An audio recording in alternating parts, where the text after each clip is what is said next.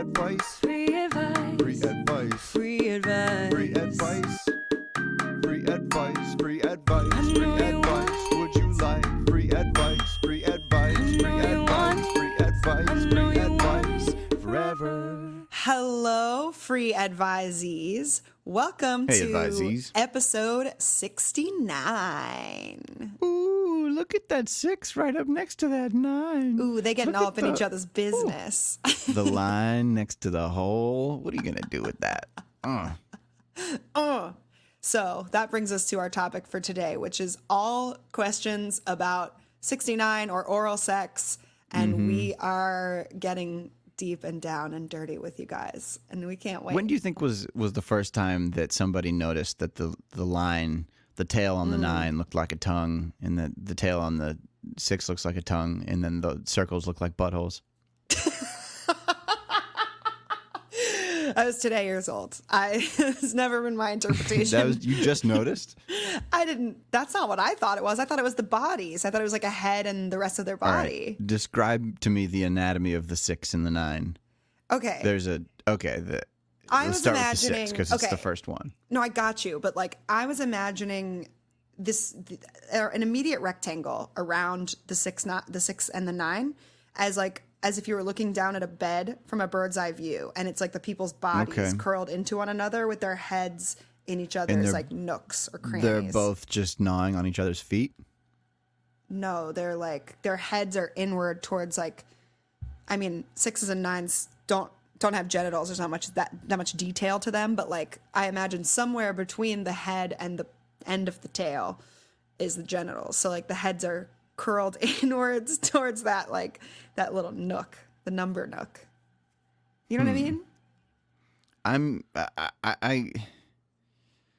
The heads are curled inwards towards the number nook. Okay. So yeah, it's like the nook of the number where the circle goes inward into the line, but also it's as if your body is like as if you're lying on your side on a bed, you know, and you're curled inward. Okay.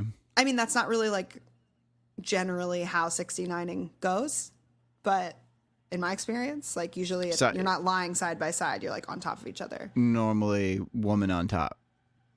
Right. That's I've done been the my other way. experience, I've done the other way. I think I've done the other way, but I think the mechanics are harder to get. It'd be more neck craning because the forehead would have to pass below the buttocks for there to be any tongue to clit contact, right? For the man, then he's got to be below the surface that she's resting on somehow. So maybe there's a gap in between a bed and an ottoman that he could stuff that part of his head. I see what you're saying. Okay. Right. Yeah. I see what you're saying. I think I think the optimal 69 position, just to cover the basics at the start of this episode. Yeah. I is think that's important. We need to woman orient them. on top, knees near his shoulders, and man laying on his back. Sure. Yeah. Now, that's just for boy-girl configurations. Mm-hmm. I don't know what you do. I was if going to say, you're what do we know in about not some that? other coupling? I don't know. The two of us are cisgender heterosexuals, so we are not well versed in the other sexual narratives and entanglements that are explored and enjoyed by folks of other orientations. So that is a weak spot of ours. But if you're listening to this and that describes you and you feel like Probably. educating us, please do, but Yeah. you're certainly not obligated to do that. I I think the imagine woman side to woman becomes more works pretty appealing well. then. You probably want to Maybe. be on your sides more than in the upside down spooning position. Yeah. I think on your side is pretty nice. I mean, it feels like it would be pretty comfortable. You know, you're just like giving a casual blowjob in the fetal position. That feels right at home. Like you're in the womb. You know how you give blowjobs in the womb. Basically, 69 is better the more penises there are. Because I think 2 guys can line themselves up however they want. Why But don't 2 wait women- a minute? I don't know about that. I think it's easier when there's less penises. I think less penises always makes it easier. Think about it. The penis is just easier to access. It's not as hidden. it's more out there, Oh, I especially the see. larger it is. And then you have more room for your head to be any angle around it. Whereas you have the legs to think about and the surface that the person is resting on to think about if you're trying to get your mouth on a vulva. So you could have the person's one leg on top of your shoulder, so that creates a space, creates a space between the legs where you exist if you were on your side. If one was on their side. Yeah, I don't necessarily need my legs to be like that far. I don't know how spacious the arena has to be in order for the gladiator to arrive, You like pretty tight together. I'm just saying. Legs. I'm not saying my legs are Kind of a like clenched clamper. shut, like don't come in. But like I am see. saying Maybe just shoulder width apart. you don't need that much access to like get in there enough. Sure. That's just what I'm saying. Yeah. Do we need to do anything else orientation wise as far as letting people know what 69ing is? Any other like oral sex basics before we get into more specifics? I think people get it. I think sometimes the term might be used as a turn-based thing, some degree of like non-simultaneous action, where it's you'll go down on each other, but somebody goes first and the second person goes second. Yeah, which truthfully I prefer. We'll get into this when we address one of the questions today. Or some type of a hybrid where you stay in that position of both people's heads in each other's laps. One person does a couple strokes and then the other person does a couple strokes and you kind of tag team back and forth. Yeah, exactly, like tennis. The tennis model as that it shall sounds be fun. known from now on. I would love to do that. Okay, well, I might suggest that you try that then if you have always found yourself in the anti-simultaneous camp. There's kind of a... Yeah. You could then shorten the amount of time in between. Well, we'll get there. Yeah, it's like a conversation. It's like blah, blah, blah, blah, blah, blah, and then the other's like blah, blah, blah, blah, blah, blah, blah, blah, blah. Right. Yes. Perfect. So do you have any questions that you want to ask? Or should we... maybe we should make our announcement first, probably. Let's tell the people, tell the announcement. Tell the people what they need to hear. So... Yeah. Part of our acknowledgement and celebration of reaching our 69th episode is that Rob and I are reevaluating how we want to bring ourselves to performing and to putting out content for you guys and for future guys that aren't you.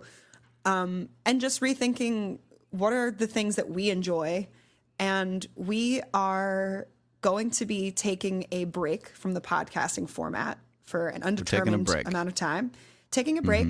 And we are going to put our little noggins together and come up with something that we're going to be really excited about doing for you and for us, and something that will give us a new format to play with and will hopefully spark a little bit more of our creativity and playfulness and fun and get you guys more involved as well. So we're brainstorming right now what that would look like content wise and format wise, but we're really excited to just give ourselves the creative freedom really to like step back from this container and go, what's next for us? Kind of reconfigure some of the pieces that we already have that you know and love. And then think about how do you retool them, how do you present them in a new light. So stay tuned. We'll make sure to make an announcement on this channel and others whenever we have that figured out. Yeah, and if you are someone who has thoughts about what you would like to see or hear or smell from us, please let us know, either by writing freeadvicepodcast@gmail.com or just contacting us personally. We would love for your feedback on what you want from us and let it shape, the artists and the performers that we're becoming. Guys, we're all evolving. It's the happening email address live. is not going anywhere. Just the expectation that Wednesdays at 3 a.m. Eastern time, there will be an episode upload. Yeah. If you have That's that going expectation going into next week, you are preparing for a disappointment. I suggest you just start over at the beginning. Yes. Just go back to episode 1. Yeah. I do that You'll with my probably favorite forget it. podcasts. And it's always so funny to be like, oh, wow. Like I've been going back to older episodes of My Favorite Murder because I've now so thoroughly caught up, and just looking at like, wow, how much their format has changed and grown and evolved, and how much they've kind of come into themselves throughout the process. And I'm always interested in the ways that artists evolve, and I'm excited to count myself among that subgroup and allow myself to do the same, and like acknowledge the ways that I've changed and my goals have changed since we started this creative project, and like also to acknowledge how much we've grown together and experienced together, and be like, oh, cool, we really like checked that box, and now we want to take a step back and see what other boxes we want to check. Good. So we'll see you on the flip side of this, but there's still more episode right now. That's right. So starting right now with Rob, do you have any calls for advice from me? Yeah, I have a request for some advice. I've been trying to follow this program called The Artist's Way. This lady, Julia Cameron, is demanding all these things from me from 25 years ago. She's asking me to do a lot of shit every week, and I have time on my hands because of this quarantine situation. So I'm trying to make something of it and learn something, do some type of spiritual, artistic, and creative growth, right? Yeah. So I think that's people get that. There's other people who find themselves in that situation. Yeah, I was just going to say, like, if you are someone who hasn't read this book yet and you are an artist at any level and you're trying to develop a relationship with your creativity, I highly recommend The Artist's Way. I'm going to reserve my recommendation just because I am not done with it. I'm only 4 of the 12 weeks through, and I'm finding a need to modify some of it. There might be like a quarantine specific version of this type of program, something that's tailored for the current moment in time. And I'm finding that I have to do some of the alterations myself. Ooh. To and like isn't that account your for the creativity? internet. It is. I suppose it is. But one of the things that I've had to modify or struggled with is there's she asks you to do 2 things every week, which is morning pages, writing 3 pages as soon as you wake up before you get any other kind of input.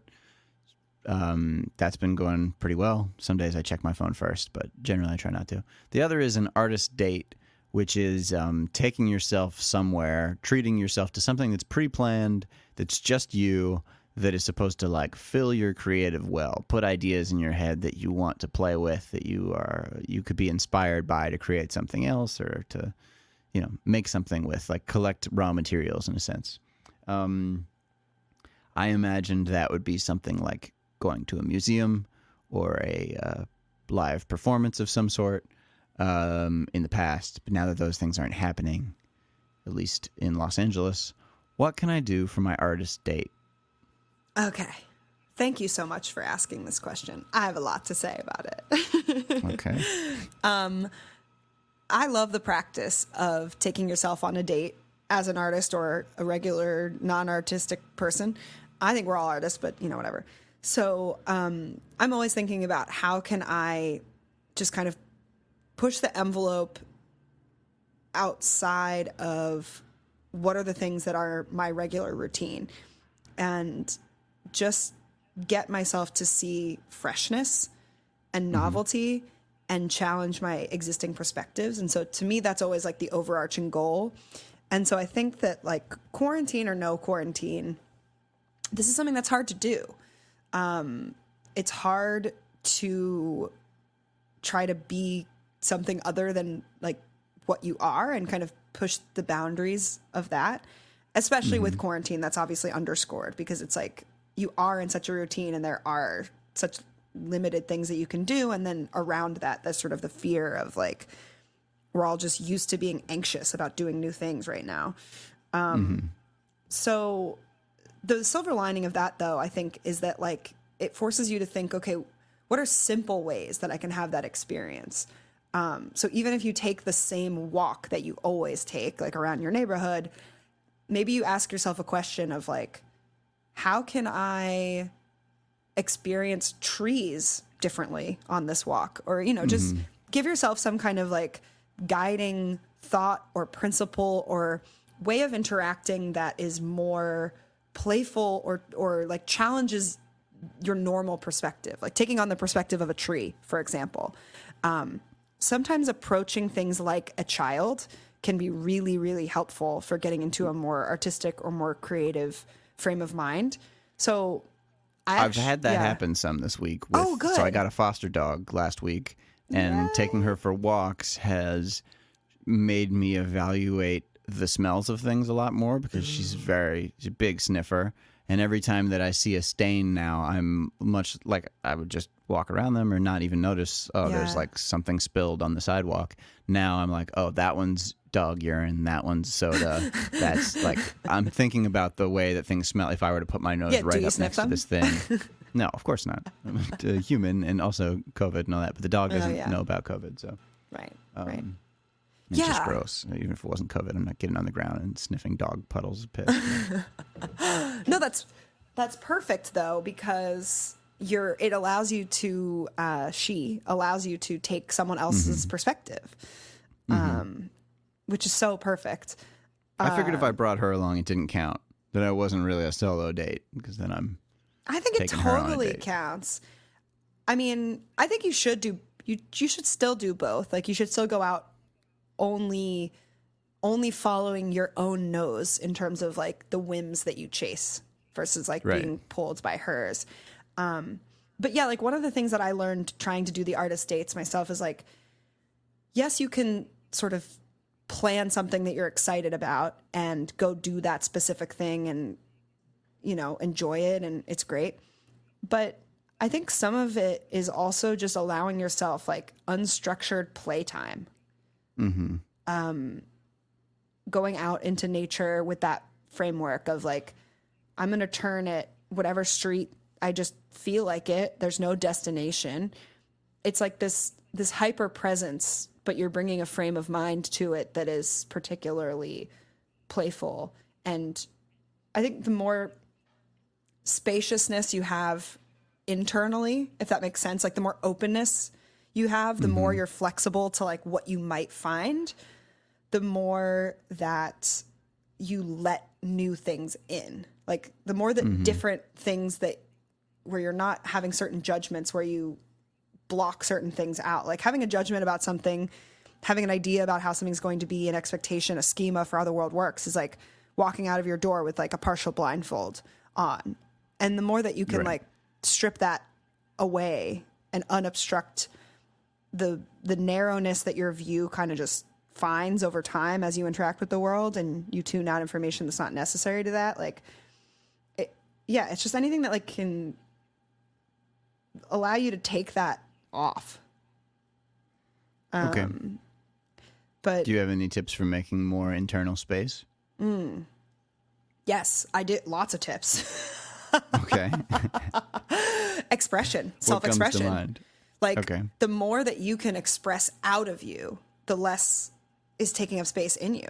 So one thing you can do is clear your external space, declutter things, and actually make your environment more spacious and less busy. But you can also scream or sing or dance or talk to your pet and just expel things out of your body until you get to a state of just like rest, and you have not that you have no more to say, because I personally never reached that point. But that you've kind of cleared the channel, and then new things can flow in, versus being kind of stocked up with like, oh, well, so-and-so said this to me, and like, I'm thinking about this interaction I had, or like, oh, I know these are the chores I have to do. Sure. And, yeah. I think that's the idea of the morning pages, is to empty out like your out channel, so that you have more room to take things in, so that you're set up basically to have that space for the artist date to nourish you, to have the input effect. Yeah. So you could set it up something like a scavenger hunt. your question was like to for me to give you like tangible suggestions, and I'm like, create Yeah, some yeah. internal space in your heart. That's like, fine. What the fuck does that You mean? didn't say it like that. You didn't say it like that. You said it like a No, I normal. didn't. I like to make fun of myself, though. Good, like a sweetie. Oh, thanks. You said it like a real sweetie. Real sweet gal. It seemed like was saying that to me. Well, this sweet gal's Sugar got plum. another suggestion. Okay. What's that? Good question. What was it? Oh yeah. So you could have sort of like a scavenger hunt in mind, or you could, okay. You could think of your favorite like fantasy place, like either a setting on a show or Okay. something that you invent in your mind, and then Right. go to a place that's the most like that, or go to a place that's the most different from that, Okay. and explore why that is. Cool. Yeah. And then you design a special hat or costume that Okay. that reflects that place, and you wear it there. All right. I'm thinking of cliffs and jagged rocks. So maybe like an angular newspaper hat. I know a spot in Topanga. Yeah, at a newspaper. Where do I find newspaper? Maybe like a coupon book hat. Yeah. Cause you can't give up on those deals.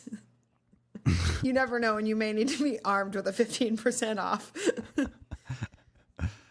Okay. Thank you very much. You're welcome. Now I feel like I should return the favor. Do you have any advice you want to ask me for? I do. Okay, what's And that? Mine is going to lead us right into the topic of oral sex.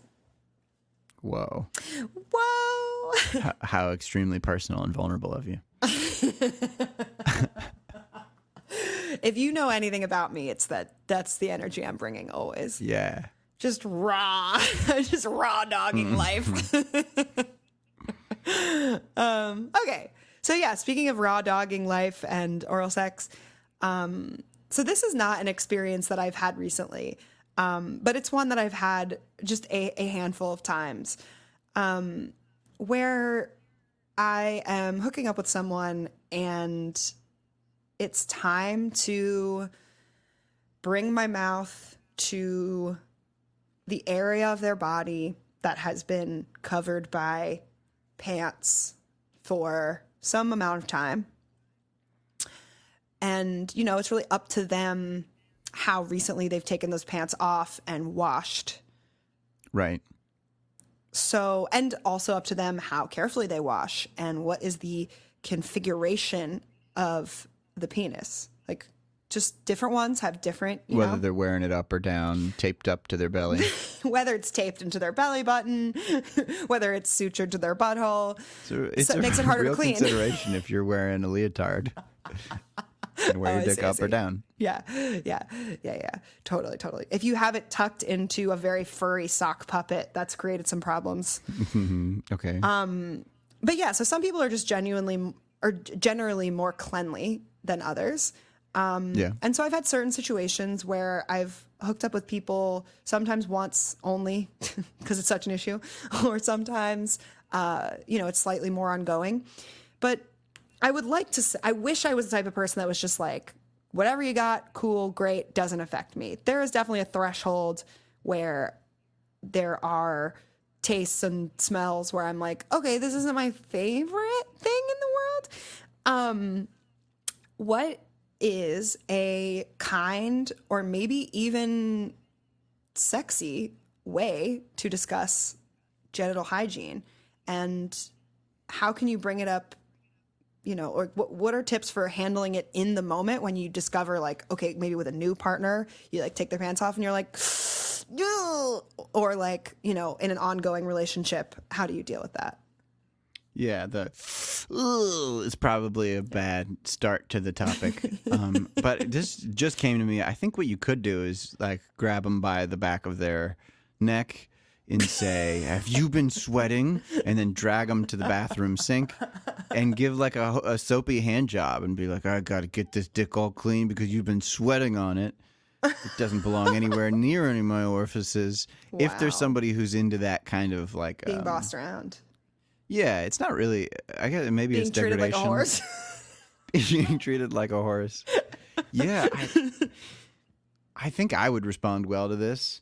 So I imagine there are others like me. I can't be the only one in the world. I don't know if it's your demo or not, but you could certainly do. That's like a risk, and just to see somebody taking like a confident risk, putting themselves out there on a limb in a sexual experience, I think generally is like cool and appreciated by guys. That this person's being an active participant, rather than just so like, active, quietly going along Okay. with things. Okay. Then that is a risk though, and I recognize that somebody could be totally not into that, and that could ruin the encounter for them, or just like then they no longer want to continue that hookup. So you could talk about this. I think starting by asking them if they have any feedback for you, if there's anything that you could do to make their sexual experience better or easier or less complicated than just showing your willingness. They probably won't have something offhand, but maybe they do. Maybe they've been waiting like you have for an opportunity to get something off their chest. Yeah. So opening with that will probably lead to them saying, no, do you have anything? Oh my God, it's And then funny you you should can- ask. Your dick smells. Be like, yeah. I think starting with a situational, like don't blame it on their innate personhood being gross, but like Sure. after you wear this certain type of tight, unbreathable pants, I noticed that there's like more of a buildup, and the odor can be distracting. I think if you say something like distracting, that's better than disgusting. It starts the Yes. same way. They might still get the impression, but you didn't actually like make them feel like they are a dirty, gross. Unlovable And I human. think- Yeah. Yeah, you're probably going to have fewer guys that are self-conscious about this. Like it's okay to be stinky as a guy. In my mind, I've gotten more comfortable with the idea of like, yeah, sometimes I have a funk about me. And like that's kind of a power move to be smelly. Yeah. I like a funk in general, but I like a guy who just stinks all over, but the penis is just very clean, But the suspiciously penis clean. is a perfume shop. Sure. Yeah, no, like I definitely like I like a musk. I mean, if I like the person's musk, that's not always a given, but yeah, I still like to have, because I like that's you're right about it being distracting. That's really the thing. It's like I don't want to be taken out of the moment of like me being excited to put your dick in my mouth to think about like, ew, I'm using my mouth to wash your dick, Sure. Yeah. Yeah. I think it might be a different conversation if it's poop like, because then it's coming from the back end. Some people don't wash their crack all that well, and there can be residue of some sort that congeals and forms a colony of growth. Oh no. An empire of stink. Yeah. Gross. Yeah. Sorry for anyone who has poop dick syndrome. Then it's not the dick; it's just the whole downstairs area, the whole folds. It's like go back to preschool, learn how to wipe and all that shit. Yeah.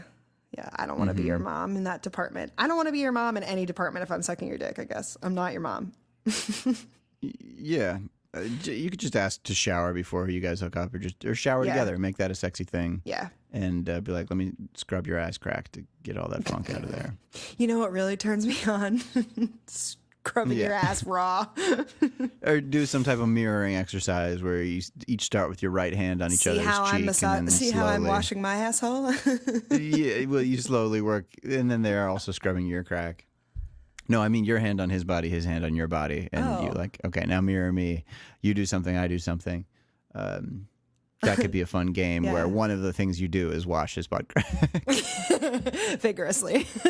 Yes. Wow, I think I have a lot of ideas now. Thank you. Good. That was more than I And, bargained for in a great way. if it's not a cleanliness related smell, if it's just that person's Yeah. personal Brand. whatever their personal brand. Maybe that's just, hey, that's like another way of somebody just not being hot to you, just not being compatible chemically. Yeah. No, you're so right. You're so right. Smell is very important to me. Mm-hmm. It has to be there. Mm-hmm. It'd be a lonely world, and I'd feel lost in dating if I lost my sense of smell. Really? I think so. Interesting. I think it might be helpful because then you're like, for me, it's like, then I don't have as many qualifications. Then I can suck all the stinky dicks I want. I see. Yeah. I think if you didn't have a sense of smell, you'd get sick more often. You wouldn't have information that something is poisonous or toxic to you that you do currently. You'd just be eating things that you don't know are bad. It'd be dangerous. It would cause problems outside of the romance department.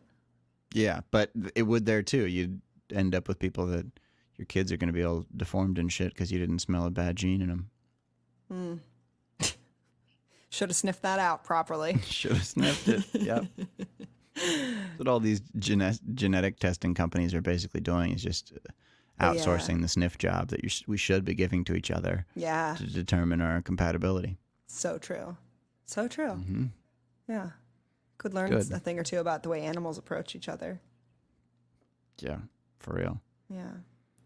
That'd be an overhaul, but maybe natural.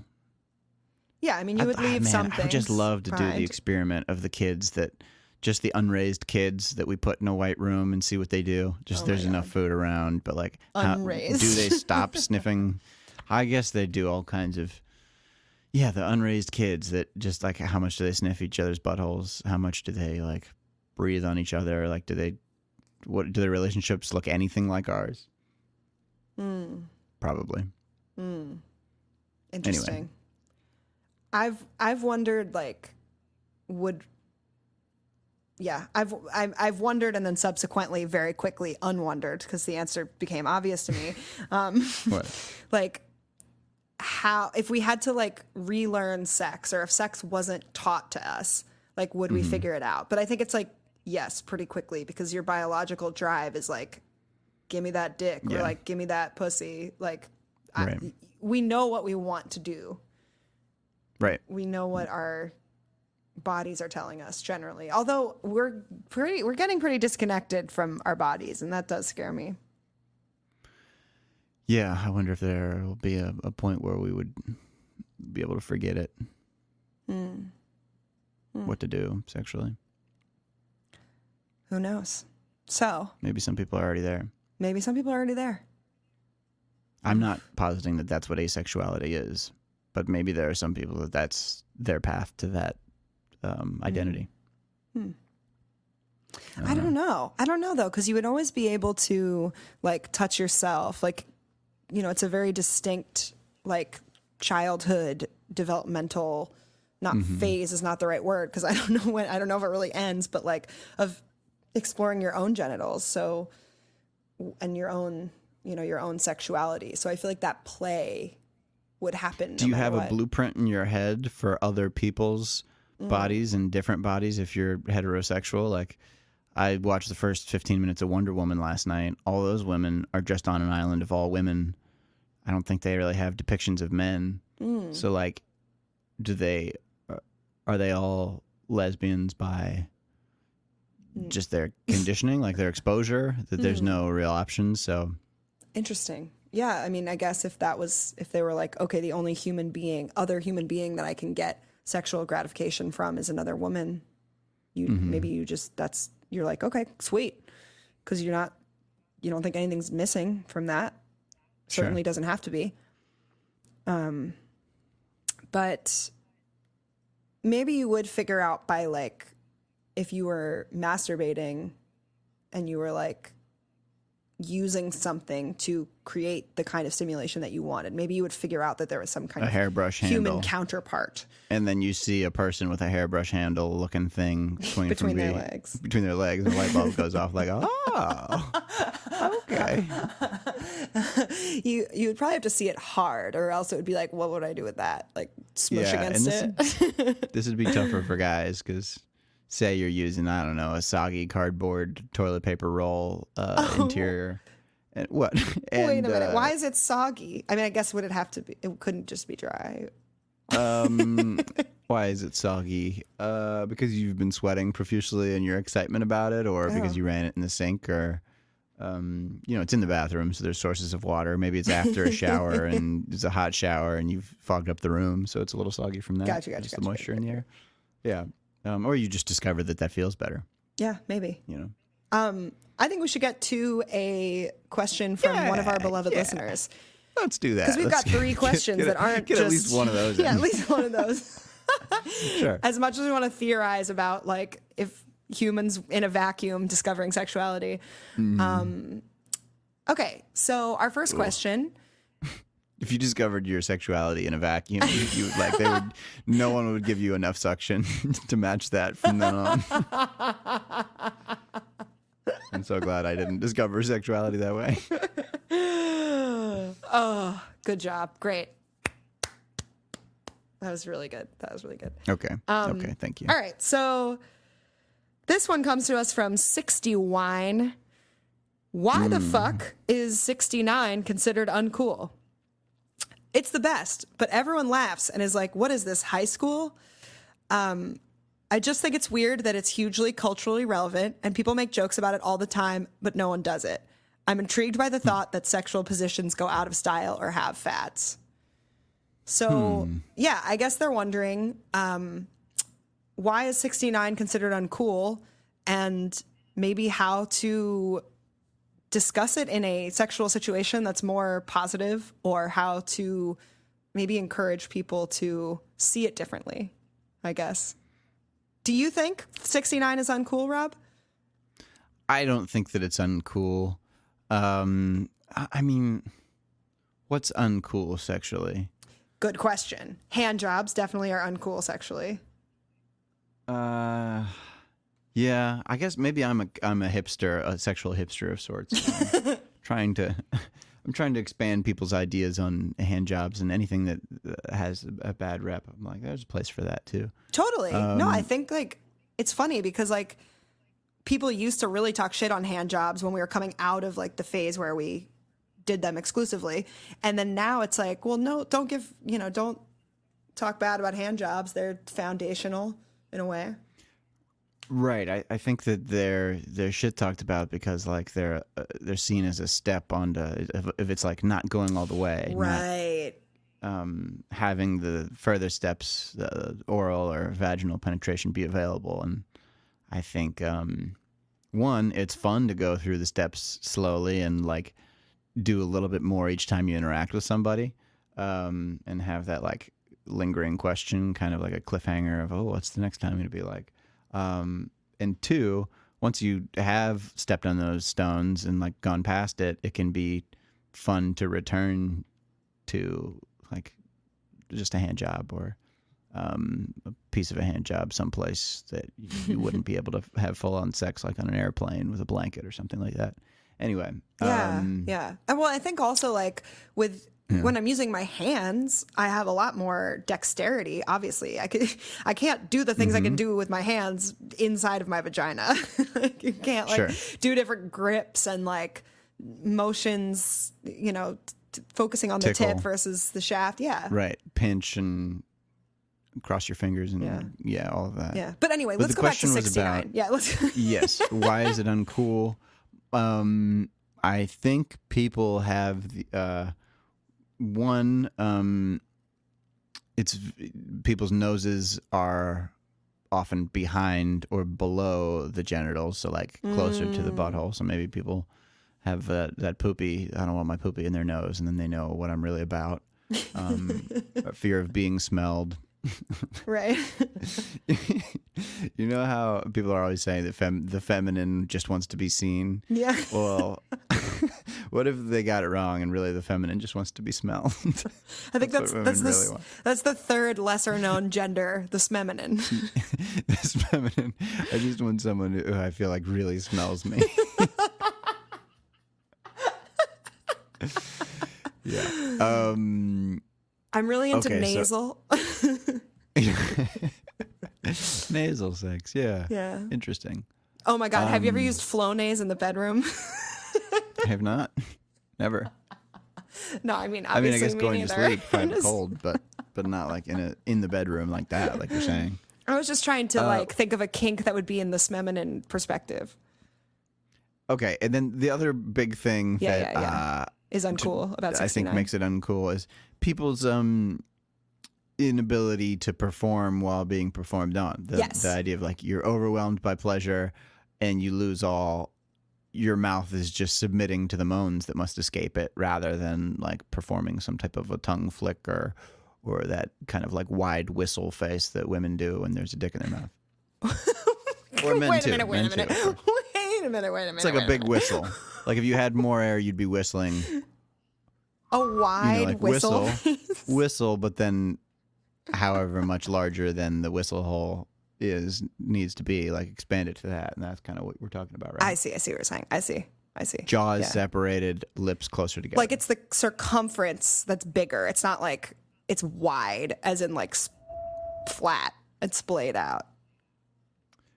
Yeah. Like an tall open kiss. whistle, I got maybe. you. A tall whistle. Okay. Both wider and longer whistle, whatever. Yeah. No. Deep whistle. I don't think 69 is like uncool, but I definitely think that because it is such a culturally relevant thing and it is used so often in jest, it's kind of like absorbed some of that, maybe like dorkiness or like, oh, this is only a joke kind of thing. I have both enjoyed and not enjoyed 69. Like, I think there is something fun about the like trying to get your partner to be so excited or turned on that they can't perform properly, or vice versa, is fun. You're But like yeah. winning the tug of war in a sense. Yeah, and passing it back and forth could be fun. Again, Right. It's like that tennis thing. But I think that like what I don't like about it generally as an experience, and I prefer like, you know, this 100% giving or 100% receiving, is because like I think it avoids intimacy. In a way. Asynchronous fellation. Asynchronous fellation. Yes, the reason I prefer asynchronous fellation is because I really like to be giving a blowjob and like also like being completely in control, like having it basically as this like joystick of pleasure and looking at them and knowing how much they're enjoying it and seeing how different things that I do affect them. Like that to me is like the whole stage of that sexual act. And I love like every part of that. And I love like giving 100% and letting them surrender 100% and vice versa. And that's not really possible within the 69 configuration. So I kind of agree that like there is just like too much going on for it to really be the most sexually satisfying or pleasurable activity. But I think that there's definitely merit. I wouldn't cross it off my repertoire entirely, but I'm never going to, well, I don't know if I was about to say I'm never going to request 69, but I don't know if that's so totally true. I think it's a great transition position then that you can, if you want to switch from one person to the other before ending a sexual experience, you can use a 69 as kind of like, all right, you're doing this to me, now I'm going to start doing this to you while you're doing this to me, and then we're going to switch to just me doing this to you. Transition position. I love it. Thanks. Any other thoughts on 69 before we go to the next question? I have a feeling it'll be about 69 too, so no. Okay. Nothing that I need to jam into this slot. Into your wide whistle hole. Okay. This one comes to us from Barbara Bites. My boyfriend sometimes complains that my teeth scrape his penis when I blow him. Are there any techniques you could share to help me keep my teeth off his cock? Signed, Barbara Bites. Okay, well, this just came to me now, thinking about the 69 position and how that's kind of an inverted, where like the two front teeth, the upper bite is on the underside of the penis and the underbite is on the over Yes. the dorsal side. Let of the penis, let's philosophy say. of the 69 influence and inspire your answer. Maybe it's better to approach from the side, especially if it's a curved penis that curves on the central axis of the body, the like up down axis. Kind of curvature. Yeah, straight. It's hard for me to This is a figure very out math- the technical words. But It's not a if base it's level not math like that needs a to lefty happen. or a righty of a dick, that's Sure. a hook or a An slice uppy or a in golf downy. terms. Yeah. Yeah, if it's more of an uppy or a downy, which I think is more common, I don't know, then maybe going at it from the side means that whichever way it bends is less likely to come in contact with teeth because you got cheek in that area instead of the crown of the jaw or the undercrown. Yeah, now that you say that, I think I've actually inadvertently made that adjustment to accommodate that exact thing. I think I've come at it from the side. Yeah, no, that's a great suggestion. I think so. Just full Some people transparency. are just teethier than other people. Yeah, go ahead. No. We could talk about teethy people. What's fully transparent? I was going to say, to be fully transparent in preparing to answer this question, Yeah. Rob was saying, like, I feel like you're going to have to take this on because, this is going to be your area of expertise. And I was like, oh, yeah, no, you're probably right. But in my mind, I was thinking like, oh no, you're going to have to say, because I don't know experientially how teethy my blowjobs have been. So I can't even be like, oh, this is all the best advice in the world. Maybe I have teethy blowjobs. I don't know.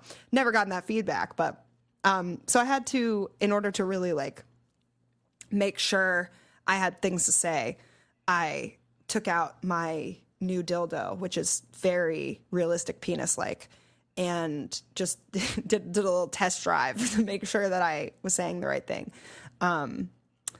So the thought that I had in terms of just like physically how to do this is being mindful of your mouth being a narrower all the way around 360 degrees passageway than your teeth create. So you always have to kind of hold like a tension, like Rob was saying earlier, the like whistle mouth, the large whistle mouth, like kind of just gripping the penis with your lips all the way around, creating a 360 degree cushion around it. And yes, of course, sometimes you're still going to like buck up against something in the moment and like maybe your teeth accidentally kind of scrape. But if you are putting in the work mindfully, that's about, maintaining that certain type of grip. The other thing you can do is not have the entirety of the blowjob happening in your mouth. So like using your hand to cover like most of the shaft. The part that's in the mouth is definitely like a feature, a highlight of the blowjob receiving experience. That's why you buy the ticket. Yeah. Yeah. You'd be disappointed if it was all licks and kisses. If it was entirely handled that way. Sure. I guess what I'm saying is like, especially if you're trying to really establish a quick and like a steady pattern where you're like, okay, I'm getting this person to orgasm, like, and you're like, okay, I need to just be like dot dot dot dot dot dot dot, like whatever your rhythm is. If you're not taking it all the way into your mouth, like it just creates a buffer zone where you're able to be a little bit, you could breathe a little better. First of all, you just have a little separation, and can think about things a little more reflective distance. You can be like, what am I really doing here? What am I doing with my life? Are my teeth on this guy's dick or not? Having the hand in there just gives you just a little bit of extra like mental and physical leeway. Yeah. And like, cause I think sometimes maybe you're getting in there with your teeth cause you're just kind of overwhelmed with the situation, or like approaching it with a like vigorousness that I think is great. Like, I think everyone wants that. Correct me if I'm wrong. You want someone who's like enthused and like immersed in the experience. Depends on the moment leading up to it. I mean, similar to penetration. Sometimes it's nice slow. Sometimes it's nice like, violent and like you're wrestling or something. Got you. Okay. Yeah. So maybe like, I think it's important to try as you're going through. It's like a practice. It's a practice. It's totally mindfulness. This is your avenue. If you have not been able to figure out how to meditate, boy, have I got a great meditation for you.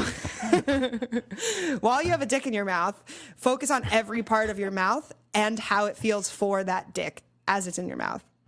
And try to minimize collisions of teeth and dick. Great. Yeah.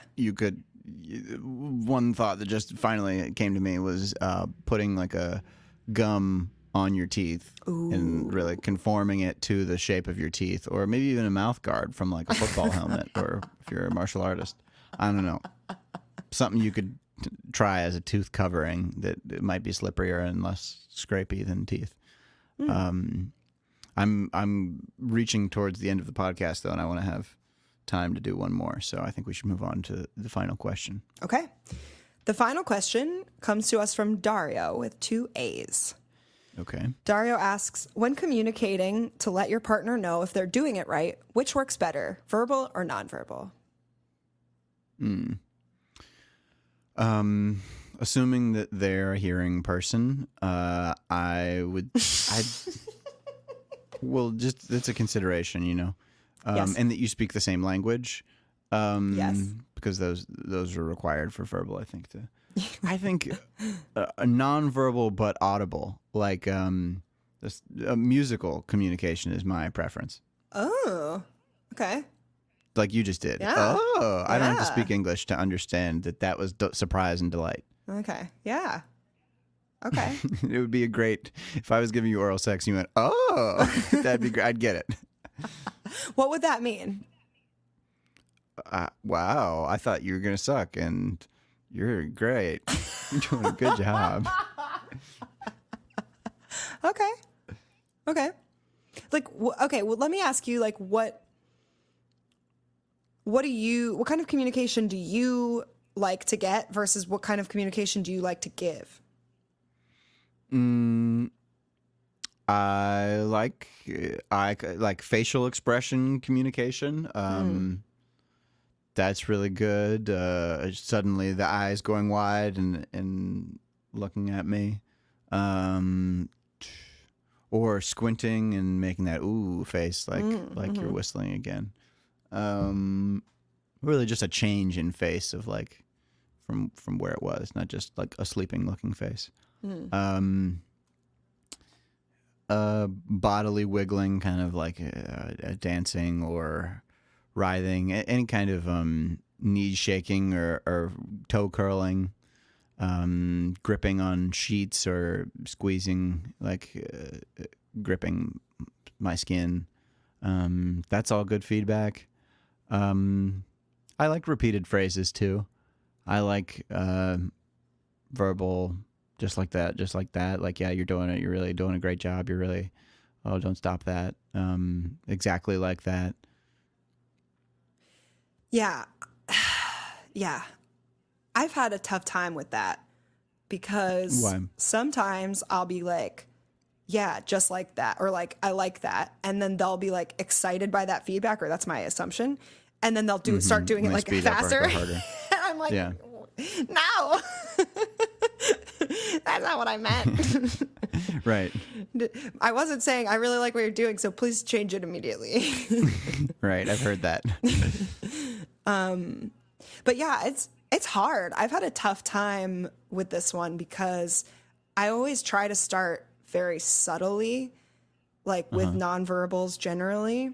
Like, yeah, making a little noise, like well, that wasn't a good noise. That if I'm making that noise, like, that's just, yeah, I don't want to be surprised. I don't want to be. Are you sure? Is that what you want to? Oh, is that what you want to lead with? Is that where you're gonna put your tongue? How about you do try that? again? Let's give you another shot. Take two. Yeah. Back it up. Come back in with purpose. Go outside. Walk around the block. Now, Try this again. Now do it like you're on a sales call. As if you've had 2 drinks. Yeah. Do it like you're trying to get off the phone. This is a question specifically about positive feedback. but giving. No, it's not. No. It's just I don't think when communicating to let your okay. partner know Well- if they're doing it right. I guess maybe it see. is. Maybe it is. That Could be they're either. doing it right is what I'm hearing, but it could be if they're doing it right. It includes like if they're doing it wrong. Yeah, I think it's I both. would say, I think it's both. yeah, specificity is necessary for the corrective feedback, so then verbal, and for just encouragement of continuing with exactly what's happening, nonverbal is as or even more effective. Yeah, because like what I've tried to do in the past, which I haven't found that effective, and I do think it is more based on the person because, yeah, so that's one element that I wanted to make sure to say is like it depends on that partner. It depends what kind of communication they are attuned to. So I've had a lot of times in the past where I've tried to give really subtle nonverbal cues, like where I put my hips, how I'm kind of moving them. If I'm moving towards them, I'm like into it, or I'm moving away. Although sometimes I just try to move because I try to like get them in the right place. So that's probably confusing. Or sometimes I will touch their hand or their head and try to adjust my pace or pressure or motion based on how I want them to do what they're doing. That rarely fucking works. I think it's, I always think, wow, this is so brilliant and subtle, but it's way too subtle for many people. If they're not used to perceiving that way, if that's not part of their perceptual field while they're going down on you. And especially with men, they are very like singularly focused often. So they're like, this is the task I'm doing. I'm going down on you. I'm not paying attention to how you're touching my shoulder right now. Right.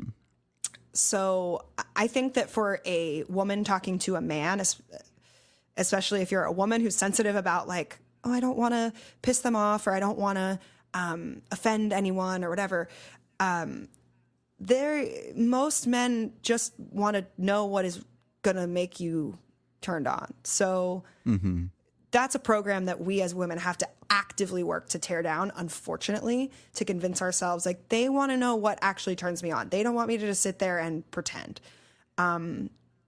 So in that If it's case, an insecure verbal, man, I think just show or demonstrate what you like rather than dwelling on what he's doing wrong. Like demonstrate with your tongue or your fingers, like, oh, do it like this. I'd really like that. Is probably more effective to somebody who's insecure about receiving criticism or corrective feedback. Right. Not like, focusing. Not like that. Yeah. Maybe like making a request, like, ooh, could you do it this way? Or it would really turn me on if you did this. So it's not inherently a criticism of what they were doing, but it's more like, ooh, I had a crazy idea. Why don't you try it like this? It's not like what? Might be fun. Yeah, it's not like I've been sitting here for 15 minutes absorbing this and considering how to say this. I've done that. Yeah. So I think that like such a big part of this type of communication too is just starting that rapport outside of the bedroom too, of establishing that you guys talk about not only what are the things you like and don't like, but how the communication will unfold during sex if it's going in either direction. If it's too sensitive or you have hangups about that specific conversation, start with asking them to scratch your back and then just finding the right spot and pressure and like pacing of that, or give you a head rub or something like that, where it's not, maybe there's less ego wrapped up in their ability to do that thing, which could just be more specific to you and not like a reflection on their relative experience to you as a sexual partner, or their value in the bedroom, or like you're trying to keep you interested. Rob, that's a really fucking good answer. Thank you. Like, I could really see that working so well, because then it also lets you tune into that person's signals. Again, like you said, in a neutral playing field of like, oh, when something feels good to them, they close their eyes and tilt their head back. Someone else might be distancing themselves from you if they're tilting their head back. You don't know. Like, you have to know what is pleasurable to someone. And if you start in an arena that's less contentious or tied up in someone's ego, you can really just listen for cues. Yeah. That's amazing. The back scratch. The back scratch. Or even a hand rub. Hand rubs are underrated. Totally. Touching anything. Touching is great, guys. Touching is great. Oral sex is great. Touching is really And great. if you don't want to have oral sex with somebody, you can suggest a foot rub instead as something that you're excited to do. I don't want to put your dick in my mouth, but I would like to suck on your big toe. Yeah. I mean, it's something I saw at Burning Man as a start consent as a conversation of what could we both do? What could we agree upon that would be fun rather than a binary of like, are we going to go all the way or not? Or just not talk to each other anymore. Yeah. Yeah. Anyway, I do have to wrap things up here. Totally good. Be at my next commitment on time. You know, I love your punctuality. Oh, thank you. I almost My said punctuation's pretty good too. Yeah, your punctuation is excellent! Exclamation point. Yes. Thank you. Yeah, well, that wraps this one up. I hope that you does. guys enjoyed hearing us talk about dicks and Oh, they love mouths and I'm confident. poopy stuff for an This hour. is exactly what they needed. Hey, just one last butthole fact I came across yesterday. Apparently, Please. 1 in 5,000 births is to a baby without a butthole, born with no butthole, and they have to pop the butt with a little needle or stab, just make a butthole artificially. Thought you'd find that interesting. My mouth is agape right now. Much unlike the babies born with closed buttholes. Right. Whoa, that's crazy. Yeah. Wow. Now I'm just Yeah. thinking about like little baby buttholes being like just opened right up, just like doink. I'm never going to get that visual out of taking my a needle to a balloon. The baby just deflates. Flies around the room and shit. Making a farting sound. That's an amazing one to leave the people with. Thanks. Oh, thank Yeah. you for that beautiful, beautiful piece of data. You're welcome. Yeah. Hope everyone has sweet dreams. I'll be talking to you soon, Morgan. Sounds good. Bye, guys. Bye-bye.